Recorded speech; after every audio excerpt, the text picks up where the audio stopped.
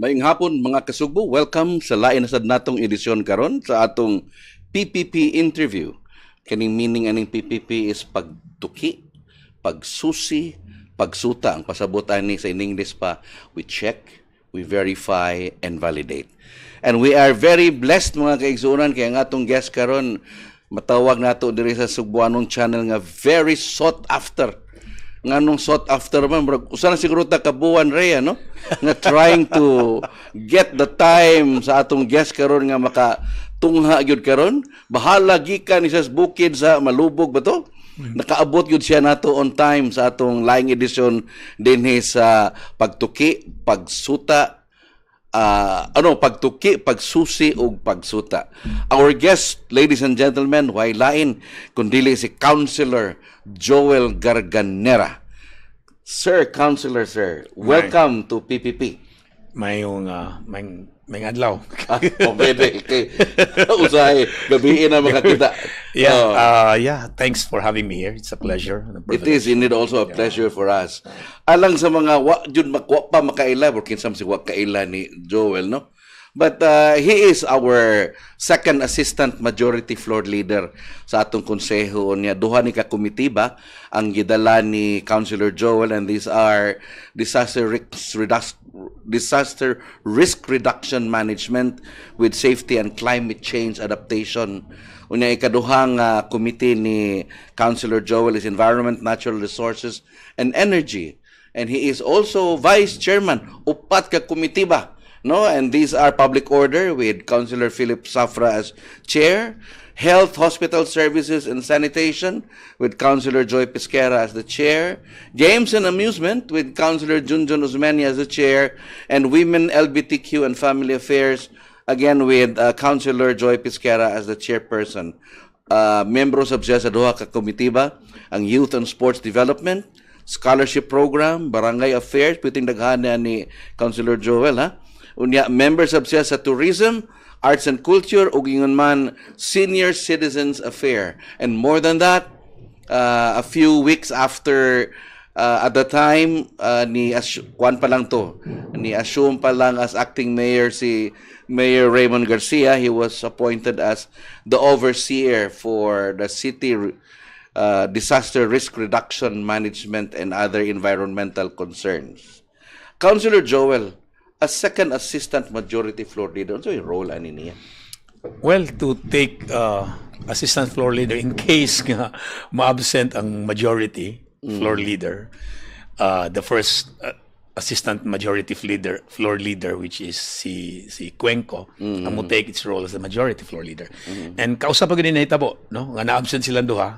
Ikaw majority take the role as the majority. Unsa may gamit sa majority floor leader in a session? Well, the majority floor leader, not only during the session, but he is in charge sa pagdawat sa tanan nga mga sa agenda. Okay. And then kani siya mutuki, no? Alright. Og kumpleto ba og mga papeles, kumpleto ba og mga attachment aron kani siya hinog ni siya para sa pag session, no? So kani siya mo hagpat, no? So the review is done even before So dili na pwede nga naatay mga agenda diha nga dili kumpleto ang mga rekwisito. Kay pangitaunon man na unya we are also giving it in advance to the members of the august body, no? So they need time to review, so kingan lang kita dunay kumpleto nga attachment. Dili gina basta-basta, and then you have to be abreast with all other issues na as agenda. So imo ginang tun-an. So na biktima sa kog kausa. So even if second lang ka, bisag napay majority and first majority, even ikaw mismo looking at the agenda, pangandaman na gyud sa daan, no? Yes. But mostly kami sa mga konsehal ug unsa ra sa atong para nimo nga importante para nimo nga imong pagatun-an sa yun, no? Just in case ug aduna kay mga pangutana ngadto sa nimo ipaagi pod ug naasag kay pangutan-on sa ka makatubag pud ka. You know, kani si Councilor Joel Garganera, di kilalis, we were contemporaries. If I'm not mistaken, we are of the same age. 67 sa ba ka? Precisely. There you are. kay batch good mo ni kuan ni Pablo Jan who was also my classmate in grade 6. In grade 6 in Don Bosco. And then when Councilor Garganera was first a barangay captain of Tinago, the youngest barangay captain, I was also an active reporter at the time of the yeah. So I had the opportunity to cover him. So our friendship goes a long way. Pero wala may mga sekreto. With our councilor, unsa may mga recent nato nga mga legislative initiatives sa council, at least over the past, if not 2 weeks, over the past month nga very significant sa atong mga kaigsunan? Well, daghan magitag mga ordinansa diri sa atong tagbayan. Ang nakapait lang kay wala ginato na maimplementar. In fact, usas mga gitan-aw nato kani atong pagbaha, no? Yes. So makita nato sa una magong panahon ang atong kabukiran, wa pa man gyud tay ingon ta development didto. So aduna magani mga pagbaha maabsorb ra didto sa mga kahoy nga nabilin. So but karon tungod sa grabe na mga development, dali ra kayo mo cascade ang say mag flash flood pa ba, no? So usa sa mga karaan nga mga ordinansa ang kanang impounding, no? Impounding retention dams. Not only retention dam, mapugnan, but ang kaning atong mga kabalayan, mga commercial man unsa, aduna gid sila kaugalingon po nilang impounding nga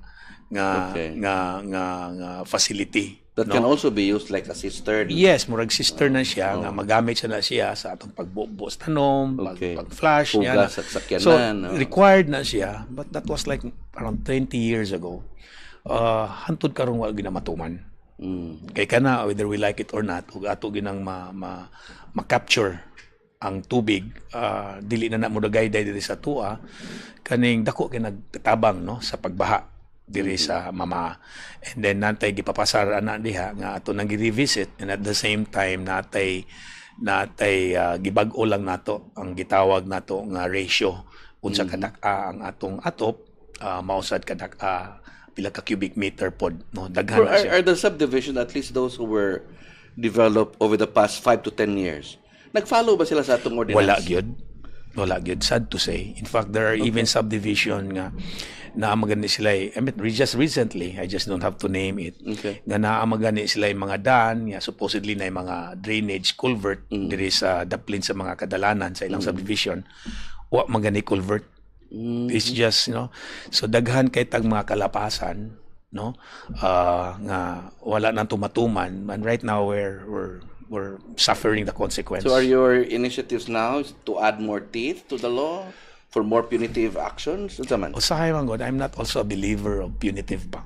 Okay. No, usahay man God, although it helps, no, it helps, but then again, ug pirmi lang ta magdagbunal, pirmi lang ta magdaog latos, we really need people to be informed and educated na what they're doing will redound to the benefit nato. No, so it's more on pag-edukar sa mga katawhan ba nga it's the right thing to do. It's the right thing to do, and then sa pagkakaroon para nako layo pa jud kaayo. And maybe some internal siguro councilor kay kung nana sa balaod sa ordinansa nga mga subdivision should have done this and that, niwa matuman, so there's a little lapse in not only subdivisions, no, kaning kaning mga low cost housing nato, no.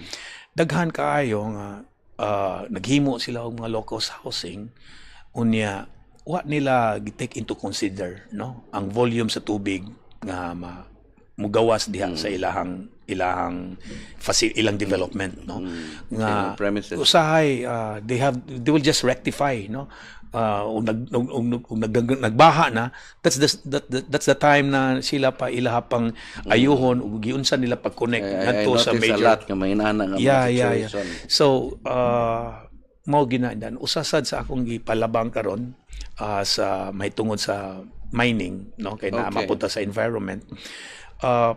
Pirmi lang yun, no, na mga application for land development, pero paghuman wa gi makita nimong development sa imong luna. Quarry ra dito. Quarry ra gito. So daghan tang gipangbutang diha nga deterrent no, Alright. deterrent kay ngalan na dako nga bond unya na corresponding amount per square meter gyud, no, per square meter gyud unya nagi duration gyud, no, kay ang nahitabo karon sige lang gyapon quarry, sige quarry wagi kahumanan. So nakitaan sa nato, no, ato sa nang gibalik sa nato, no, nga nanatay mga safety nets mahitungod niyan. You know, we are blessed, I would say, nga to have Councilor Garganera in our city council kay he is, di man kalalis, he is an eco warrior. He was the one who was able to get a writ of kalikasan nga ang landfill operation maundang to, no? Yes. What yung sa itong tuiga gani? That was in 2016-17, no? This was during your first term as, lisod to as councilor. Well, at that time, no, it was a lonely voice. Ako rin nagtikaw-tikaw niya tungura. In fact, I haven't heard any of environmentalist group nga were supporting me at that time. Oh. No, it's a very lonely battle. Mura kasi Don Quixote ato. ito. But then again, I found an ally who happens to be the secretary of the ENR at that time. Si Ma'am Gina Lopez. Gina Lopez. No, yes. no, because she himself visited the area, and then she said, "Can you just sit down and work it out?" And I said, "Well, it's already in the court, so let the court mediate it." So, well, di man to kadaugan to kalikupan. Yeah. No, I was just and an for instrumental. the people of the city of Cebu. Yes. Now, being an environmental warrior, no doubt nga gipili si Councilor Joel ni Mayor Garcia to be his overseer in terms of disaster risk reduction, which involves environmental mitigation anyway. As an overseer, how has it been, Councilor? Actually, it's my first time to head the disaster, but perhaps the reason why gitugyanan ko sa maong posisyon because of my stint as Deputy Chief Implementer during the pandemic. No, kita may head sa Emergency GOC. Operations Center. No, so perhaps niya na because I was dealing also with a different response group. No, daghan sa tag mga volunteers at that time, and primarily You had a skill in organizing things. perhaps over the years I learned it from being a barangay captain. No, kaya I was a barangay captain for almost 27 years. And then when daghan kayong kalamidad, man or God nga mga kalamidad nga niabot sa atua. Okay. And then, when you're a barangay captain, the buck has to stop diyan nimo. So you have to do something. So wa kay kalain kapasahan. So perhaps because of that experience, because of that skill perhaps, no, I was able to man it well. And then, I might be the face of the COVID response, but, behind me were really well-meaning people who volunteer and, nagtabang yun ako on how to set up protocols. And then, and then we set up really lanlain nga mga sector. And then in one way or another, challenge ato, wa gutoy template. Or like in a dark room blindfolded looking for a black cat. No. Lisura to, and then everything You we had do set the template now. with everything we do ato, sir, was like it's not really perfect ba. No, we cannot say but that was a product of really from health, from peace and order, from business. That was really a product of their inputs, and I just happened. Collective too. Yes. Ang It's imo not lang me. ato was to orchestrate the Yes, orchestra. that's why it gave me confidence because I was also backed up by well-meaning people who are also ingonta expert in their own field. Arita sa imong role as overseer, unsa may mga hagit nga imong na-experience so far, if there are any? Well, one thing I have experienced, or we experienced, but in this recent nga mga katuigan, ug mag-ingon tag-init, pertihang inita yun. Grabe. Ug piringon sa Especially tag, the last few months. umingon sa tagbugnaw, uwan, perti sang uwana. So in other words, climate change is real. No, mao na gid extreme kayo. Right now, usahay grabe kitang uwan but humid. Grabe sa kayo, init, wata kasabot, no? And for the last 10 years, we experienced the longest drought. Grabe ang atong grabe ang atong drought sa niaging Enero ngadto sa Mayo. Taas kayo. Usa na sa atong mga challenges is ang water supply. Usa na ang atong water supply. Though karon recently ongoing pud na ang salusaran, naghimo naman na may mga excavation permit, mudagayday na pud na sa atong mga tagsa-tagsa ka barangay na apektaran, no? And then but that's not enough. That's not enough. And in fact, usa sa labi nato sa disaster nang namalit sa taog daghan sa kayong mga tangke. Kay really water tank, because really there are a lot of areas, especially in the mountain areas, nga wa gid sila tubig, usahay ang ilang tubod. Yes, we experienced that pag human ni Udet. Daghan gayeng way tubig ato. Muuga gyud, no? And then usana sa atong mga gilantaw nga mga challenges nato, kay we're facing nature, but then again in a disaster kay ngalan dili ta reactive, kung dili proactive kita. Yeah, Councilor, matud ba sa mga weather specialist? Likely in the corner, nakuno si Wapa, but nanas iskina dapit, si La Nina, unsa may mga preparation o guidance nato sa atong CDRMO? Well, imong mga recommendation ni ganinang udto, na-deklarar naman under blue state na taron, no? Kana papangandam na ta sa umabot na tong La Nina, no? We have templates for that already. It's not mine. I will not claim it, but it was over the years, no? Over the years kaning atong CCDRMO, especially si Sir Harold, they've been through it, no? I gain knowledge from them. It's not the other way around, no? I must say they are really the foot soldiers. That's why if there are any interviews about disaster, if there are any interviews about response, I want people on the ground like Sir Harold to answer it, because naman gina siya diya. Kita, when we talk about legislative measures, kung saan pagtabang nato, yes, but in one way or another, if makatabang sa ta, pag-disseminate lang, no? Sa mga nag-ung-ung nga mga kakukalian or mga trahedya, no? So kana makatabang ta, but I really prefer people on the ground because they're the experts, so to speak. Okay, going back to your role before in acquiring a writ of kalikasan sa landfill nato diri sa Inayawan, you were among those who were involved with Mayor Garcia in checking on the situation nato dito sa Binaleo. Yes. How can you describe the place and how has it been ever since? Actually, the first time I went there, that's a year ago. Okay. Kami ni Councilor Philip Safra. No, so right there, we told them nga, lisod kayo kay ang inyong kanabitang lichet pond. Kanang lichet pond mo na siya pond nga mukolekta sa duga sa basura. Okay. No. Uga pa man sa kamanang. So in other words, wala gid na mo dagayday diha dito sa ilang lichet pond. Nya gamay ra sad kaayo. And then recently when we visited the area, but prior to that, I already collected samples of the water. Ang testing namin sa water sa gawas, no? Ang usa katong gigikan sa basurahan gyud, and at the same time we also collected sample sa tubig nga mainom dito sa barangay. Kuha gyud tubo kanang naagi sila ikuan kanang tabay nila, no? Okay. Dito gyud sa Panoypoy, no? Kanang barangay sa Consolacion.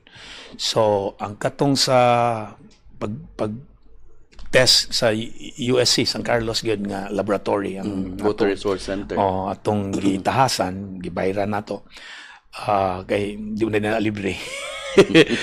Kanang patay gyud. Duwa digid kaning hagbong gyud, no? Nga usa ka tabay dito nga who is the source of drinking water, nawa gyud, no? Dili na gyud, di na pwede. So unsa may mga mitigating measures nga na-discuss ninyo with a landfill operator? Yeah, and how committed is prime infrastructure waste something?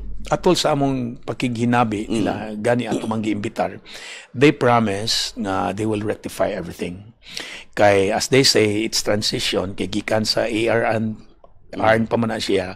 Karon sila nga they're putting up some improvements niya. They're putting up a larger pond which will collect the lichet pa. So we're giving them ample time to rectify all of this. Kay if pinakapait magud tayo laing kalabayan. No, but then again, they promised and they assured the mayor and the city council that they are going to rectify it within the month or next. So how sure are we nga mo deliver sila? Nabatay timetable nga by this time na natay parameters. They were asking until December, but we told them nga if possible within the month of October and November, kay lisod na kaayo maabtan ng tagpasko ba. No, so at least before mag 2025 mitigated na mitigated na ma-address na siya. So hope and pray kita sad we will support them nga ilan na siyang ma-implement. One thing sad sa murag problema sa atong sitwasyon sa basura wa na unta ng mga baho ug lata ang maabot dito sa landfill, di ba? And what is very important unta is according to the Solid Waste and Management Board through Ma'am Emma. Ramas nga kinahanglan na gyud kuno nga i-revive na gyud nato ang no segregation, no collection policy. How is it been? There's a tug of war ba. Like for example, ug magisgot po ka sa DPS ug sila gitahasan nga dili sila mo kolekta sa maong basura o dili segregated.